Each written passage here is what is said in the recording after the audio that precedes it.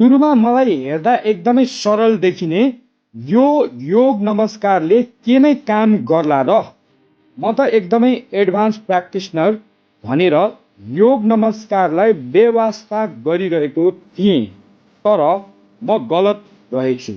मलाई अलिअलि lower back हुन थालेको थियो र सूर्य शक्तिलाई अभ्यास गर्न स्ट्रङ ब्याक हुन पनि जरुरी जस्तो लागेर पहिला मैले सूर्य शक्ति गर्नुभन्दा अघि 1 महिनासम्म लगातार डेली 3 साइकल योग नमस्कार गरेर हेरेँ।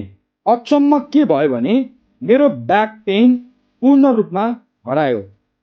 सूर्य शक्ति गर्दा अलिअलि ब्याक पेन हुन्थ्यो, त्यो पनि चमत्कारिक ढङ्गबाट हराएर गयो। सद्गुरु भन्नुहुन्छ निरन्तर योग नमस्कार गर्दा हाम्रो कम्मरको भागको मेरुदण्डलाई सक्रिय गर्छ, मेरुदण्ड वरिपरिको मांसपेशीलाई बलियो बनाउँछ, हाम्रो सिस्टममा स्थिरता ल्याउँछ र हाम्रो बोध गर्ने क्षमता र बुद्धिको स्तरलाई बढाउँछ। तपाईँ पनि योग नमस्कार सिक्न चाहनुहुन्छ भने कमेन्टमा नमस्कार लेख्नुहोला र म तपाईँको डिएममा योग नमस्कारको लिङ्क पठाइदिनेछु, किनभने यसले अद्भुत चमत्कार गरेको तपाईँ आफैले थाहा पाउनुहुनेछ।